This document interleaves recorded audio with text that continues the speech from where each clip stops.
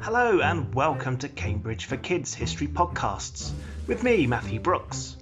I'm an archaeologist and I love history, and in these podcasts I would like to share my knowledge and discoveries with you.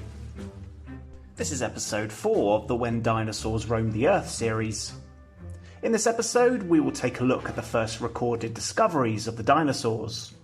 The ancient Chinese described them as dragon bones. In the 17th century, a reverend discovered a large thigh bone in England and believed it belonged to an ancient species of human giants. But today we call them dinosaurs.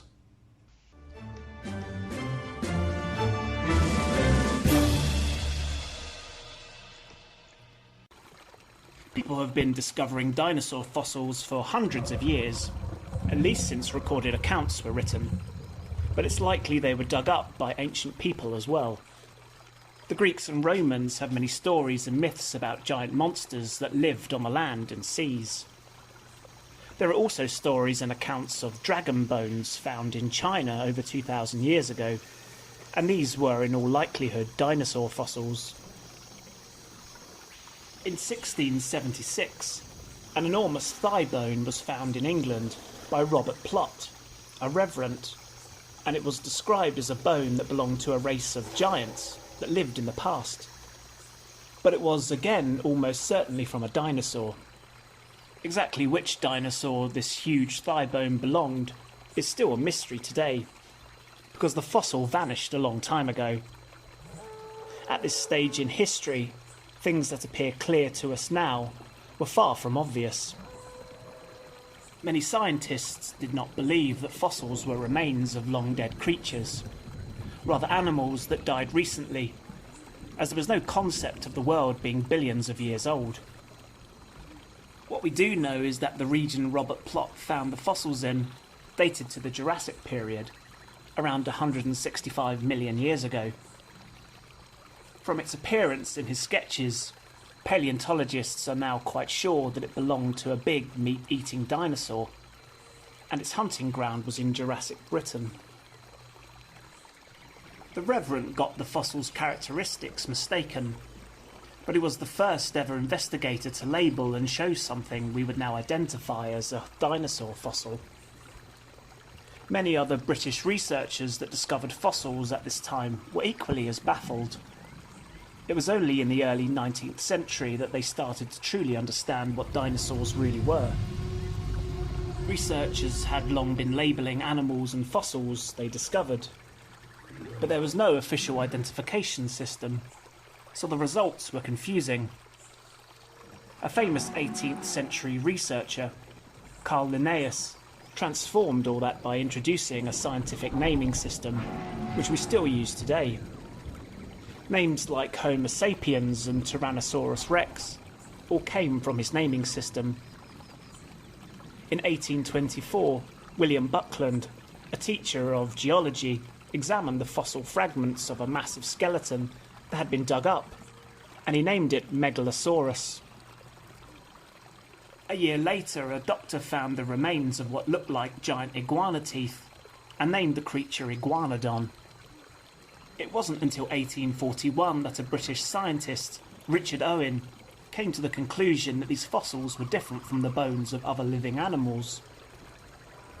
All these fossils had certain features in common. The legs were like pillars, instead of being spread out like other reptiles. So they walked very differently, and their bone structure was unlike any other animal, which also helped to support the growing theory of evolution, expressed by Charles Darwin and other scientists. The early animals were so different that they needed to be named separate from other species. So Owen named the collection Dinosauria, which means terrible lizards.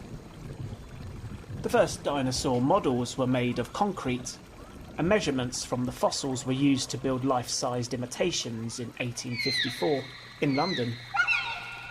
The first dinosaur used for entertainment at a major exhibition was a life-size model of an iguanodon. The invitations to the exhibition were even sent on fake pterodactyl wings. Across the ocean in North America, dinosaur footprints were discovered in the 1830s. They believed at first the footprints belonged to a giant raven, freed from Noah's Ark after the Great Flood, as written in the Bible. But scientists would eventually agree that they were from dinosaurs. This started what was called the Bone Wars in North America, and everyone with a shovel was dinosaur hunting, eventually procuring 136 new species. And the fossils on show in museums and exhibitions caused great enthusiasm for dinosaurs all over the world. In the 20th century, interest for dinosaurs developed bit by bit, appealing to the wider scientific community. Institutions and universities would hire dig teams, which exposed many unidentified bones and fossils in North America, including Apatosaurus and Stegosaurus. Even another Tyrannosaurus rex fossil was found. In modern times, dinosaur exploration carries on, but the importance has moved from finding and ordering the dinosaurs to questioning and recreating how they lived.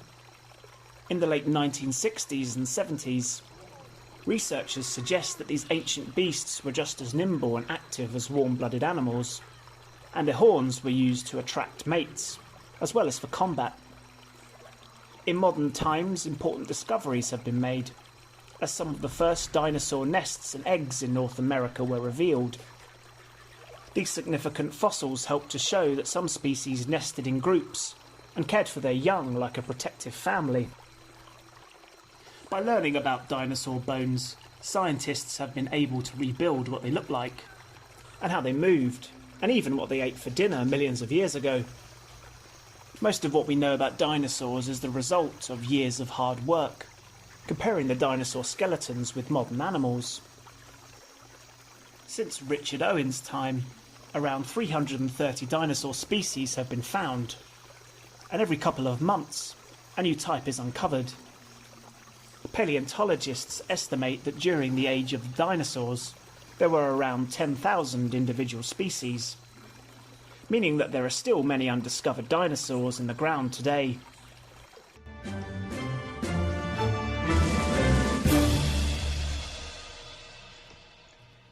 Hopefully today you have enjoyed this episode and learnt something new. If you like this podcast, be sure to subscribe so you never miss another episode. Tune in next time with your host, me, Matthew Brooks, for more time travelling. Thanks a lot for listening and have a great day. Over here! Hey, listen up! Newsy Jacuzzi! Hello, I'm leadership Shankar Prickett, and this is my mama. I sometimes go by the name of Lindy Prickett. And we produce a children's news podcast called Newsy Jacuzzi. It's world news aimed at children between 8 and 12 years old, but we found a lot of adults like it too. We cover art, culture, and entertainment, sports, and the world of wow. Which is? Science! And by science, we mean up in space, down in the sea, animals roaming the earth. With faces on their butts. If you're a cow in Botswana, Africa, perhaps. Yes, we did that story. And the heroic rat sniffing out explosives in Cambodia. And the explosive fly trap in France. And the blue lobster found at a Red Lobster restaurant. And tech, gadgets, games, 3D dinosaurs, taste pops. You name it, we cover it. It's a whirlpool of news and information. Come on, take a dip in the Newsy Jacuzzi.